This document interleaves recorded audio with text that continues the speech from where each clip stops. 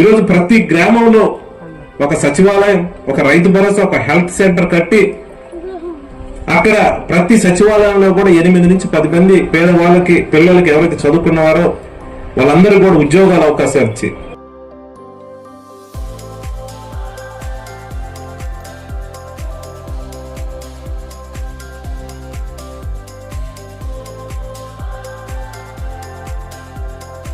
పసర్లపాడు సచివాలయం పరిధిలో డీబీటీ ద్వారా కానీ నాన్ డీబీటీ ద్వారా కానీ 18 కోట్లకు పైగా అమౌంట్ ప్రజలకు లబ్ధి చేకూరింది. మా పసర్లపాడు గ్రామానికి వచ్చేసరికి సంక్షేమ పథకాలు అమ్మఒడి ద్వారా జనాలందరికీ పిల్లలకి డబ్బులు వేయటం కానీ, నాడు నేడు కింద స్కూల్లో రూపురేఖలు మార్చి బాత్రూమ్తో సహా ఇవాళ మనకి ఇంట్లో బాత్రూమ్లు కూడా ఉండవు, అలా బాత్రూమ్లు కానీ, వాటర్ కానీ, భోజనం కానీ, డ్రెస్సులు కానీ, పిల్లలకు కానీ అలా అభివృద్ధి చేయటం కానీ, మరియు రైతులకి భరోసా ద్వారా డబ్బులు వేయటం కానీ, 45 సంవత్సరాలు నిండిన వారికి చేయూత డబ్బులు వేయటం కానీ, పింఛన్ల పెంపు కానీ, ఇలా ఒకటే కాదు సంక్షేమ పథకాలు ప్రతి ఒక్క గడపకి మినిమం 2 నుంచి 3 లక్షలు లబ్ధి చేకూరింది. అదే కాకుండా మా గ్రామానికి సంబంధించి డెవలప్మెంట్ కొంతమంది తెలుగుదేశం నాయకులు స్టేట్ వైజ్గా ఎవరో ఒకరు అంటూనే ఉన్నారు, మేము ఇంటూనే ఉన్నాము. ఎవరైనా సరే తెలుగుదేశం నాయకులు చెప్తున్నా నేను, మా గ్రామానికి వచ్చి చూడండి, డెవలప్మెంట్ పనులు జరగలేదు, జరిగిందా జరగలేదా అనేది మీరు ఆలోచించండి. మా గ్రామంలో పసర్లపాడు గ్రామానికి వచ్చేసరికి ఎస్సీ కాలనీలో 30 లక్షలు పెట్టి సిమెంట్ రోడ్లు వేసాము, మరియు బోర్లు, మోటార్లు, పైప్ లైన్లు అన్నీ వేసాము. మా గ్రామానికి ఎస్సీ కాలనీకి 50 లక్షలు పెట్టి ఒక చర్చి నిర్మాణం, 15 లక్షలు పెట్టి ఇంకొక చర్చి నిర్మాణం. అదే ఎస్టీ కాలనీలోకి వచ్చేసరికి 15 లక్షలు పెట్టి ఒక సిమెంట్ రోడ్లు కావచ్చు, 20 లక్షలు పెట్టి ముత్యాలం గుడి కావచ్చు. మరియు ఎక్కడైనా కానీ మా ఊరు గ్రామంలో ఎక్కడైనా సరే మట్టి రోడ్డు అగబడితే చూడండి. గవర్నమెంట్ వచ్చిన తర్వాత మా గ్రామంలో జరిగిన డెవలప్మెంట్ పనులు ఒకసారి రండి, చూడండి, చూసి అప్పుడు మీరు డెవలప్మెంట్ రాష్ట్రంలో జరగలేదని ఒక మాట చెప్పండి. మీరు అప్పుడు చెప్పండి, మీరు ఎక్కడ అభివృద్ధి జరగలేదు అంటున్నారు కదా, మా గ్రామం వచ్చి చూడండి. గవర్నమెంట్ వచ్చిన తర్వాత, వైసీపీ గవర్నమెంట్ వచ్చిన తర్వాత ఏమేమి అభివృద్ధి పనులు జరిగాయో చూడండి, చూసి అప్పుడు మాట్లాడండి. ప్రతి వీధుల్లో సీసీ రోడ్లు వేసాము, ప్రతి ఇంటికి నీటి సప్లై చేసి కుళాయిలు ఏర్పాటు చేసాము. సిమెంట్ రోడ్లు కానీ, బోర్లు కానీ, ట్యాంకులు కానీ, ప్రతి ఒక్క కాలనీకి ఏ సమస్య వచ్చినా కానీ అది చేసి చూపించాము. ఏ పథకాలు లేనప్పుడే 4 సార్లు ఎమ్మెల్యేకి గెలిచారు మా ఎమ్మెల్యే గారు పిన్నెల్లి రామకృష్ణారెడ్డి గారు. ఈరోజు ప్రతి ఒక్క గ్రామంలో సంక్షేమ పథకాలు అయితే ఏవి, అభివృద్ధి పథకాలు అయితే ఏవి, ఊరు డెవలప్మెంట్ జరిగింది. కాబట్టి పోయినసారి మెజార్టీ కాడికి మా ఎమ్మెల్యే పిన్నెల్లి రామకృష్ణారెడ్డి గారికి ఎక్కువ మెజార్టీ తెప్పిస్తాము, వస్తుంది.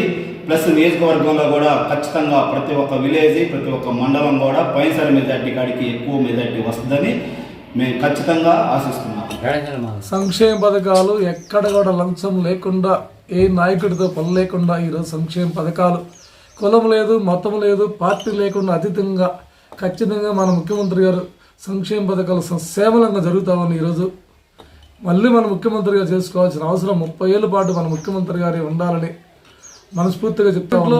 ఏది కావాలన్నా జన్మ కమిటీ నెంబర్లు డబ్బులు దాచుకొని అనుసంధానంలో నడిచింది. కానీ ఎక్కడైనా తెలుగుదేశం నాయకులకే పనులైన కానీ వేరే పార్టీ వాళ్ళకి ఎక్కడ కూడా న్యాయం జరగలేదు. కూడా 30 ఏళ్ళ పాటు జగన్మోహన్ రెడ్డి గారే ముఖ్యమంత్రిగా ఉండాలనే ఆలోచనతోనే చాలా ప్రయత్నం చేస్తా ఉన్నాం. నా పేరు ఆరికట్ల నరసింహారెడ్డి, మాది పసర్లపాడు గ్రామం, రెండసింతల మండలం. మా పిల్లలకి హియరింగ్ లాస్ అయితే అనే సమస్య ఉంటే 2 సంవత్సరాలు హైదరాబాద్లో స్పీచ్ థెరపీ ఇప్పించాను. తర్వాత వచ్చిన తర్వాత ఎమ్మెల్యే గారిని కలిసి ఆపరేషన్కి చేయించుకోమన్నారు. 19 సంవత్సరాలు 10 సంవత్సరాలు ఒక్కొక్కరికి 11, ఒకరికి 7 సంవత్సరాలు అయితే సీఎం రిలీఫ్ ఫండ్ కింద పెట్టుకున్నాము, చేపిస్తాం అని అన్నారు. హైదరాబాద్లో చేపిస్తే సీఎం రిలీఫ్ ఫండ్ పెట్టినాం, చేపించిన 2 నెలలకి 10 lakhs ఇచ్చారు. ఇద్దరు రోజు నేను చెప్తూనే ఉన్నా, స్పీచ్ ఇస్తాను నేను ఇంట్లో, డైలీ కాకపోయినా రోజు మార్చి రోజు నాకు ఖాళీగా ఉన్న రోజు స్కూల్ నార్మల్ స్కూల్కి వెళ్తాను. థ్యాంక్ యూ సీఎం సీఎం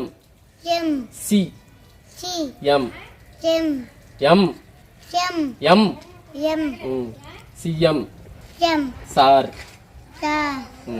మేము ఎప్పుడు జగన్ అంటే మాకు అభిమానం. మా అభిమానం. కొద్దిగా వాళ్ళు మాకు కూడా మేలు జరిగింది. మా పథకం చాలా మందికి ఉపయోగపడుతుంది.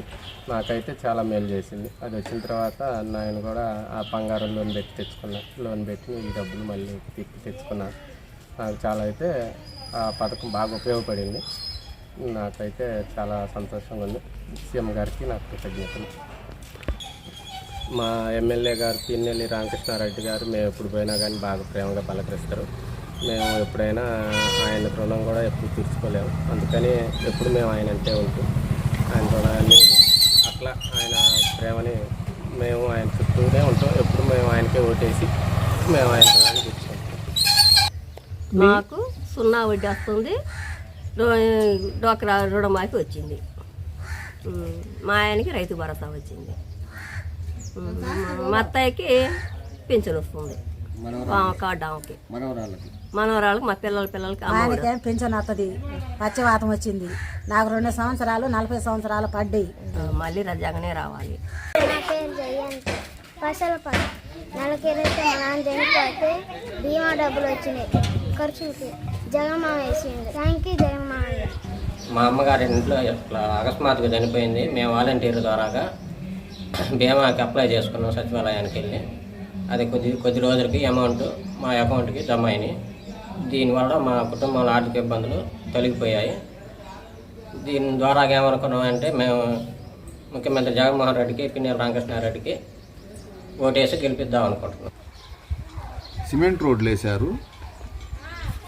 చర్చి ఒక 50 లక్షలతో చర్చి కట్టించారు. ఒక 20 లక్షలతోటి మా మసీదు, నేను ముస్లిం అండి, మా మసీదు కట్టించారు. ఇంకొక చర్చికి ఒక 15 లక్షలు ఇచ్చి డెవలప్మెంట్ చేశారు. మా పొలాలకు వెళ్ళే దారికి మెటల్ రోడ్డు పోయించారు. ఇంకా వచ్చేసి మా ఊళ్ళో సచివాలయం కట్టించారు, ఆర్బీకే కట్టించారు, క్లినిక్ కట్టించారు. మరి ఇంకోటి వచ్చేసి ఇది మిల్క్ డైరీ అది కూడా కట్టించారు. ఇవన్నీ జగన్ గారు వచ్చిన తర్వాత మా పసలపాడు గ్రామంలో డెవలప్మెంట్ వచ్చింది. అదే రకంగా ఈ ఊర్లో ఒక టైంలో పెన్షన్ రావాలి అంటే ఉన్న పెన్షన్దారులలో ఎవరన్నా సస్తే కానీ మాకు పెన్షన్ ఇచ్చేవాళ్ళు కాదు. ఇంకొకళ్ళకి ప్రపోజ్ చేస్తారు. అట్లనే ఇప్పుడు ఇవాళ వితంతు పెన్షన్ అయితేనేమి, వికలాంగ పెన్షన్ అయితేనేమి, మామూలుగా వయోవృద్ధ పెన్షన్ అయితేనేమి, మొత్తంగా నెలకొచ్చేసి ఒక 15 లక్షల రూపాయల వరకు మా చిన్న గ్రామానికే వస్తున్నాయి. ఇంత డెవలప్మెంట్ అనేది నేను పుట్టి పెరిగిన తర్వాత ఏ గవర్నమెంట్లో కూడా చూడలేదు. ఈ పథకాలన్నీ చేర్చే విషయంలో కానీ, వాలంటీర్ వ్యవస్థ, సచివాలయంలో ఉద్యోగులు, ఇదంతా కూడా మా ఎమ్మెల్యే గారు కూడా బాగా అడిగిన వాళ్ళకి అడిగినట్టుగా నేను మసీదు వర్క్ చేయించానండి 20 లక్షలకి. మరి ఎవరు ఇదిగో మాకు ఈ పని అవసరము అని చెప్తే ఆ పనికి కావాల్సిన నిధుల్ని సమకూర్చి మీరు ఎంతైనా మీరు చేసుకోండి, గవర్నమెంట్ ద్వారా డబ్బులు నేను ఇప్పిస్తానని భరోసా కల్పించి ఎమ్మెల్యే గారు కూడా మాకు చాలా ఇదిగా చేశారు. అందుకని మాకు మా గ్రామంలో మాకు జరిగిన సహాయ సహకారాలకి మేము జగన్ గారికి, జగన్ గారి పార్టీకి, ఎమ్మెల్యే గారికి ఎంతో రుణపడి ఉంటామండి. మాకు నెక్స్ట్ ఎలక్షన్లో కూడా మా రామకృష్ణారెడ్డి గారిని, మా జగన్ గారిని మేము మళ్ళీ గెలిపించుకోవాలని కొండంత ఆశతోటి ఉన్నాం. ఆయన గారు 2009లో ఇదే రామకృష్ణారెడ్డి గారి మీద పోటీ చేసి ఓడిపోయి ఒక 7 మర్డర్ల ముద్దాయి అయ్యి మా నియోజకవర్గాన్ని వదిలిపెట్టి వెళ్ళిన వ్యక్తి ఆయన. సరే, ఈ మధ్యకాలంలో ఏం జరిగిందో, ఎట్లా జరిగిందో చాలా మాకు కూడా కొంతవరకు తెలుసు. ఆయన చాలా ఇబ్బంది పడ్డాడు. ఆయన పార్టీ కూడా ఆదుకోలేదు. ఇవాళ్ళేందో ఈయన గారికి పోటీగా వాళ్ళ అమ్మగారు ఎమ్మెల్యే చేశారు, వాళ్ళ నాన్నగారు ఎమ్మెల్యే చేశారు, ఈయన గారు కూడా 2 సార్లు పోటీ చేసి ఓడిపోయారు అన్న ఉద్దేశంగా తీసుకొచ్చి నిలబెడితే, ఇక్కడ ఆయన వచ్చి చేసిన కాడి నుంచి కూడా ప్రతి గ్రామంలో కక్షలు కార్పణ్యాలు ఎక్కువైతున్నాయి. అంతకుమించి ఆయన చేయగలిగేది ఏమి లేదు, చేసేది ఏమి లేదు.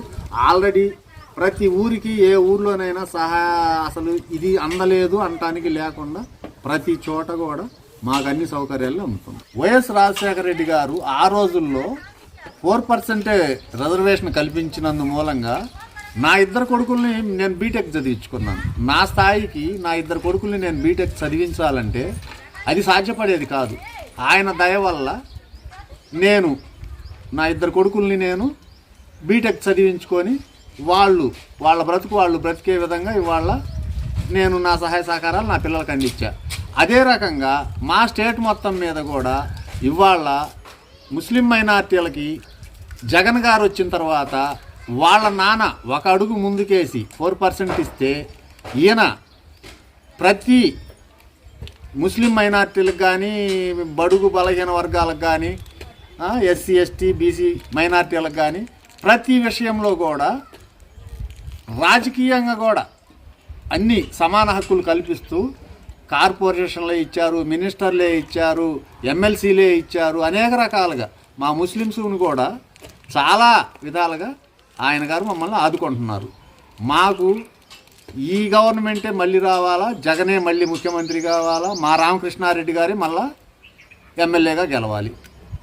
అమ్మఒడి, డోక్రా మహిళల రుణమాఫీ ఒకటి, పోతే అమ్మాయి బీటెక్ చదువుతుంది, గవర్నమెంట్ సీట్ ఇచ్చింది. ఆ పథకం కూడా అమ్మాయికి ఇబ్బంది లేకుండా జరుగుతుంది. మొన్న పెళ్లి కానుక పెట్టాము, పెళ్లి కానుక డబ్బులు కూడా వచ్చాయి. మాకు ప్రభుత్వం తరఫున బాగానే ఉంది. అలాగనే మళ్ళా జగన్ గారు రావాలని, అలాగనే రామకృష్ణారెడ్డి సార్ కూడా మళ్ళా ఎమ్మెల్యే గారు కావాలని నేను కోరుకుంటాను.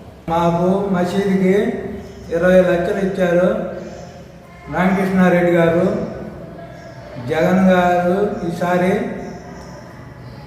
ఇంకా అభివృద్ధి చేస్తాడు, పింఛన్లకు పింఛన్లు ఇస్తాడు, ఇంటికి తెచ్చి ఇస్తాడు. ఇవాళ అన్ని పథకాలు మంచిగా ఉన్నాయి. మా మసీదులో ఇంకా 20 లక్షలు పనిచేసాం.